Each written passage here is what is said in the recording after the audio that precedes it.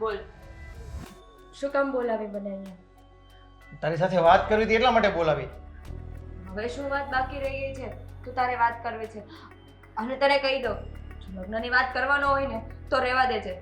મેં તને ત્યાં જ કીધું તું, મારે લગ્ન નથી કરવા. લગ્ન નથી કરવા તો શું કરીશ? આખી જિંદગી ખેલની યાદોમાં કાઢી નાખીશ. પણ લગ્નની વાત હવે મારા મોઢે ના કરતો. બીજી વાત હું તને કહી દઉં કે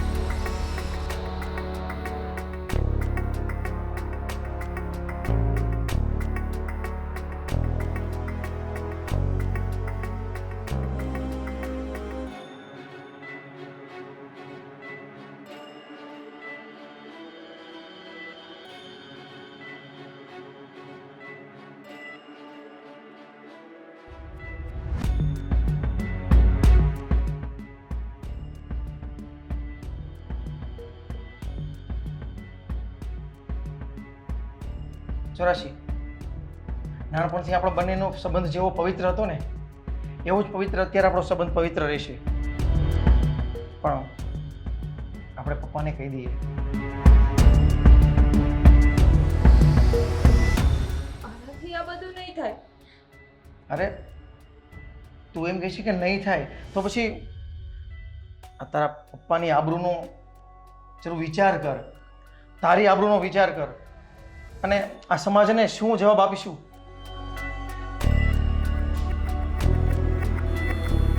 પણ મનોજ, તું ચિંતા નહીં કર, હું કહું ને બસ એટલું કર, હું બધું સંભાળી લઈશ. અત્યારે પપ્પા પાસે ચાલ ચાલ.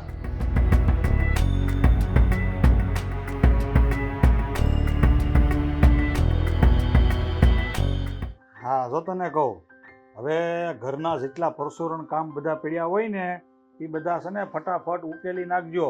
અને લગ્નની છે ને હવે તૈયારીઓ કરવી પડશે, બહુ દિવસ વધ્યા નથી. પણ બાપુજી, હજી રાશિબેન ના પાડે તો આપણે લગ્નની તૈયારી કરશું ને?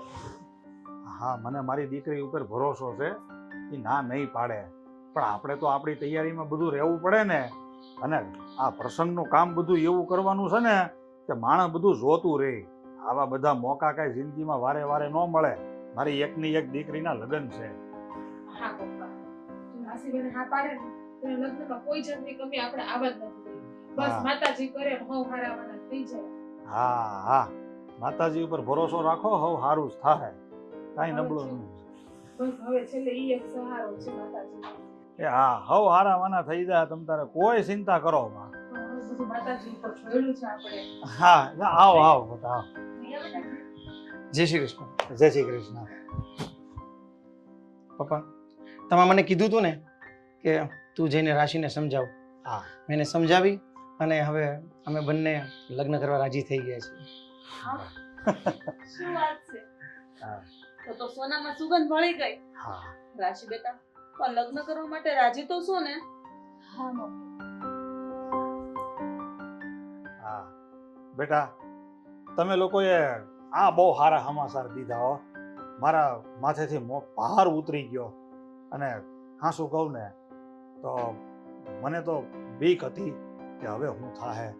પણ આ બધું હકીકત જાણ્યા પછી તું રાશિ હારે લગ્ન કરવા તૈયાર થઈ ગયો. હા, શું કહું ને તો મારે તો તારો આભાર માનવો જોઈએ. અરે નહીં પપ્પા, શું વાત કરો છો? આ તો મારી ફરજ આવતી તેમને સમજાવવાની. અને સૌથી મોટી વાત તો એ કહેવાય કે રાશિ સમજી ગઈ. હા હા, હવે તો છે ને આ લગ્નની તૈયારીઓ ધામધૂમથી કરવાની છે. અને હું પહેલી વાત તો ઈ તમે બે વાનાના લગ્ન આવ્યા છે તો આપણે પાપડની રસમ કરવાની છે, તેની તૈયારી કરવી પડશે ને. હા બા, મારે નણંદના લગ્નમાં કોઈ જાતની ખામી નથી આવવા દેવાની. જો બેટા, હવે છે ને તું આ ઉદાસ ચહેરો તારો છોડી દે અને આમ ખુશ થઈ જા. જ્યાં સુધી હું તને ખુશ નહીં જોઉં ને ત્યાં સુધી મને શાંતિ નહીં થાય. અને આમ જો આપણે લગ્નમાં છે ને કોઈ કચાશ રાખવાની. તારે જે શોખ હોય ને એ બધા શોખ તો પૂરા કરજે. હ તો બેટા હસો. હા રાશિ બેટા, આ તારી ખુશીમાં જ તારા બાપાની ખુશી છે. એટલા માટે તું હંમેશા હસતી રહેજે તો મને પણ ગમશે. પણ મને દુઃખ થશે. મારી દીકરી દુઃખી હોય તો કેવી રીતે ખુશ રહી શકું?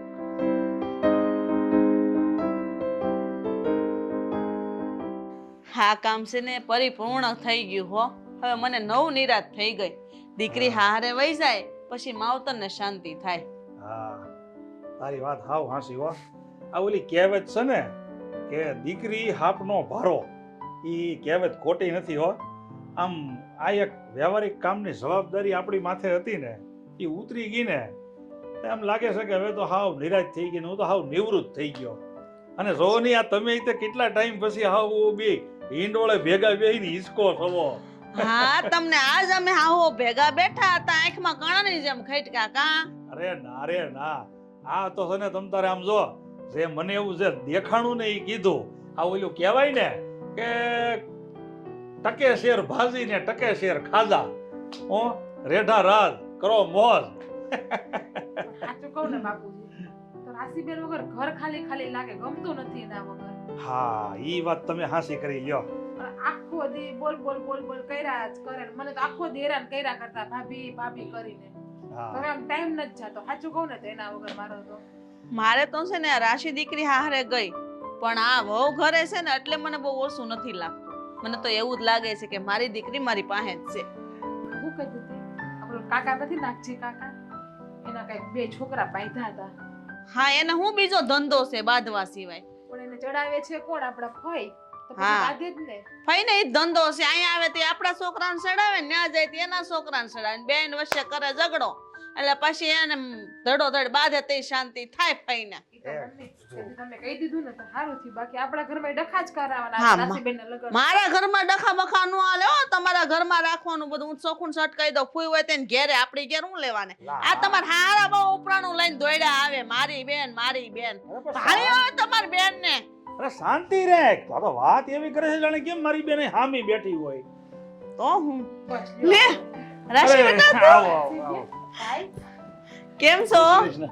જય શ્રી કૃષ્ણ. જય શ્રી કૃષ્ણ. જય શ્રી કૃષ્ણ. કેમ છો રાશિબેન? સાચું કહું ને રાશિબેન, તો હજી અમે તમને જ યાદ કરતા હતા હમણાં. તો 100 વર્ષની થવાની તું ને સાથે હુંય. હા, હા, હા. મારે 100 વર્ષનું નથી થવું ભાઈ. અરે બેટા આ તો છે ને એક કહેવત છે. આ જ્યારે કાગડાનું બેહવું અને ડાળનું ભાંગવું આ બધું બે ભેગું થાય ને એટલે લોકો આવી જ વાતો કરે. બાકી જે બધું નસીબમાં માંડ્યું હોય ને એ જ થવાનું છે. મજા કરો નહીં. રાશિ બેટા પણ આમ અચાનક ફોન કર્યા વગર કેમ આવ્યા? હે કહેવાય ને તો શીરો બીરો બનાવી રાખત. એનું જ ઘર છે બા, એમાં થોડું કઈ પૂછીને આવવાનું હોય. હા, એ વાત સાચી છે એને પૂછી ન આવવાનું હોય પણ આપણે કઈક ન હોય તો વસ્તુ લઈ આવી રાખીએ ને કઈક આમ મસ્ત વાનગી બનાવીને ખવડાવીએ ને. તો મમ્મીનું કહેવાનું શું હતું ખબર છે? તમે આવો ને તમે પાક બનાવ્યો ને તો હંતાડી દઈએ, તો ખાઈ જાવ ને. બોલો મજાક કરે છો મનોજ કુમાર. બધું મગજ ઉપર ન લઈ લેતા. ના ના મને તો ખબર જ છે મમ્મીનો સ્વભાવ. અને હવે પાક જો બનાવ્યો હોય ને તો ખાવાની જ છું. કારણ કે તમે નાની બનવાના છો. લે હું વાત શું છે. વાત કરો છો? હા ભાઈ વાહ. અરે વાહ આ તો બહુ ખુશીના સમાચાર છે. તમે જે પાક બનાવીને રાખ્યો છે ને એ બરાબર સમય જ રાખ્યો છે. હે ભગવાન તમારો ખૂબ ખૂબ આભાર બેટા. તો પછી હવે તું આવીશો ને તો 5 દિવસ રોકા, થોડોક આરામ કરી લે. હા, હા. ના ના મમ્મી, મારે ઘરે ઘણું બધું કામ હોય. ખબર છે હો રાશિબેન, તમારે એકને જ હારું છે. અમે હારું લઈને જ બેઠા છે. હા તમે કેટલી વાર આવ્યા ને એ મને ખબર છે. પણ નણંદ બા, તો પછી હું અહીંયા આવું તો બા બાપુજીનું કામ કોણ કરે? એને કોણ હાચવે? તમને તો ખબર છે કે તમારા ભાઈ બીજા શહેરમાં ગયા છે.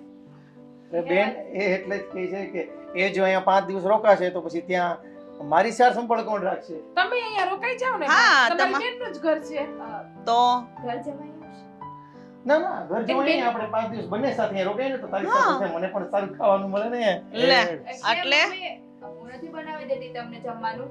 તું સારું બનાવી દે છે પણ હા મારી બેનના હાથનું ને તારા મમ્મીના હાથનું ખાવાનું મને ક્યારે મળે પછી? જોયો તારા મમ્મી કહી દીધું એમ કરીને ટોન માં દીધું છે કે તારી જ મમ્મી શું એની કાંઈ નથી હો મારા પણ મમ્મી છો એટલે તો અહીંયા રોકાવાનું કહું છું. હા ભાઈ તારા મમ્મી થાય ને મારાય મમ્મી થાય તો પછી એ હારું બેટા હારું તમને બધાને જેમ મજા આવે ને એમ કરજો અને સને મનોજકુમાર આ તમારું જ ઘર છે એમ સમજવાનું તમને જેમ અનુકૂળ પડે ને એમ આવજો અને બેટા તારી મમ્મી એ તો છે ને એની ફરજ મુજબ એણે તને બધું કીધું પણ તારા ઘરમાં જે રીતનો મનોજકુમારને સમય અનુકૂળ હોય ને એ રીતે તું અહીંયા આવજે અને એ રીતે રોકાજે બસ હા હા હવે મેં જઈ અરે લે. હું આવ્યા ને હું ગયા કાંઈક ચા શરબત કરીએ બેહો જાઓ બેટા તમે શરબત બનાવો શરબત તો બનાવું જ છું પણ જમીને જ જવાનું તમારે બેયને હા હારો હાલો શરબત બનાવી આવો પપ્પા હું ભાભીને મદદ કરાવું. હા હા જા તને તારી ભાભી વગર નહીં મજા આવે જા જા ભગવાનની દયા કહેવાય હો કે આ નણંદ ભોજાઈ બેયને આમ હગી બેન કરતા વધારે સામે નકર તો અમુક ઘેરે તો જોઈને તો નણંદ ભોજાઈને હામ હામું ઊભું રહેવું નથી થાતું હાચી વાત છે આ તમારી બેનની જેમ કા હા હા હા બાકી હા મનોજકુમાર કેમ હાલે બાકી બધું રેડી ને શાંતિ ને બસ બધી શાંતિ છે અને ઓલ ગોલ બધું મજા. હા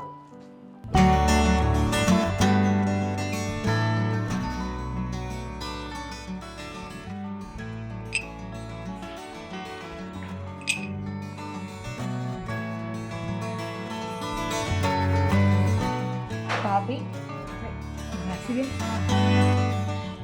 લાવો ને તમને મદદ કરાવો.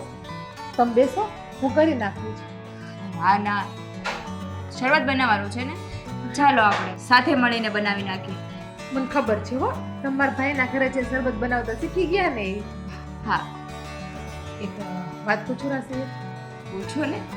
તમે ખુશ તો છો પણ મનોજભાઈ જોડે તમને એવું કેમ લાગે છે કે હું ખુશ નથી? ખુશ જ છું. તમને દેખાતું નથી? જો કેટલી ખુશ છું. એ તો મને દેખાય છે ને એટલે જ પૂછું છું બાકી ના પૂછે ખુશ જ છું. તમે મારી ચિંતા ના કરો. રાશિબેન તમે જ્યારથી લગ્નનું નક્કી કર્યું છે ને ત્યારથી મને તમારા ફેસ ઉપર બધું દેખાય છે ભાભી એ તો સંજોગો એવા હતા અને પરિસ્થિતિ કેવી હતી એની તો તમને ખબર જ છે ને. એ બધી મને ખબર છે પણ હું તમારી ભાભી પછી પહેલાં તમારી ફ્રેન્ડ છું એટલે મને દેખાય છે કે તમે કેટલા ખુશ છો અને કેટલા ખુશ નથી. તમે નક્કી કંઈક છુપાવો છો મારાથી. હા ભાભી એવું કાંઈ નથી. હું કાંઈ નથી છુપાવતી. એવું કેમ લાગે છે કે હું કંઈ છુપાવું છું એમ? તો ખાવ તમારી આ ભાભીના કસમ. ભાભી શું ગાંડા જેવી વાત કરો છો? એવું કાંઈ નથી ભાભી. નણંદબા હું તમને આટલા ટાઈમથી ઓળખું છું તમારા મનમાં નક્કી કંઈક તો છે. જો તમે સાચા હોય તો મારી કસમ ખાઈ લ્યો તો હું માની લઉં. નહીં મૂકો હાથ પેલા જે વાત હોય સાચી કરો મને. કહું છું.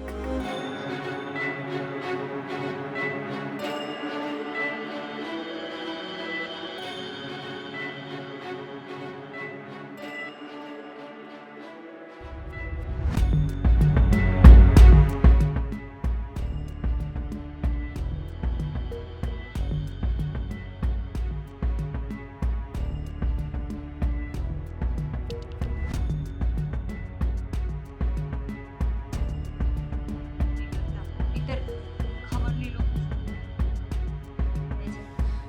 भाभी तुमने मारा समझे આ વાત કોઈને નહીં કરતા. આ વાતની જો ખબર પડશે ને તો આપણા બાપ દાદાની ઇજ્જત ધૂળમાં મળી જશે. તમે આવડી મોટી વાત મારાથી છુપાવી. મને કહું કોઈને કીધા જેવું નહોતું. આ વાત ખાલી મનોજને ને તમને જ ખબર છે. મનોજભાઈ શું કહે છે? મનોજે તો છેક સુધીનો સાથ આપે છે. મને ક્યારેય હારકી છું એવું થવા જ નથી દીધું. ભાભી આ વાતની જાણ કોઈને ના થવી જોઈએ એનું ધ્યાન રાખજો તમે. શું બોલું બેન મારી પાસે કઈ શબ્દ જ નથી બોલવાનો. પણ એટલું કહીશ કે તમારા માથે આ જેટલું દુઃખ આવે છે એની બધી ભાગીદાર હું છું. મારો જ વાંક છે? હા ભાભી, હું શું કામ વિચારો છો? એ તો વડીલોને સમજવામાં ગેરસમજ થઈ છે. બાકી આમાં તમારી ભૂલ ક્યાં હતી? તમે તમારું સારું જ ઈચ્છતા હતા ને, ક્યારેય ખરાબ નથી ઈચ્છતી. આમાં તમારી ભૂલ ક્યાંથી આવી? વડીલોની ગેરસમજ છે, બીજું કંઈ નથી. મારી વાત સાચી છે. સારું, હવે તમે કઈ ઉપાધિ ના કરતા. ભગવાન જે કરશે બધું સારું જ કરશે.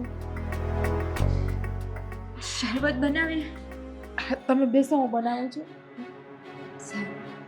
ને હા, તમે તમારા મન ઉપર કઈ ભાર ન રાખતા બેન. જાઓ, તમે બેસો, હું હમણાં આવું છું. હે માતાજી, આ છોકરી ઉપર કેટલું દુઃખ હશે, કેટલું સહન કરશે. જો કે મારો ભાઈ તો હારા એ સાચવે છે, પણ અને દેવેન, આટલો ટાઈમ થયો દેવેનભાઈનો એક ફોન નથી, એના કાંઈ સમાચાર નથી. શું કરતો હશે અહીંયા?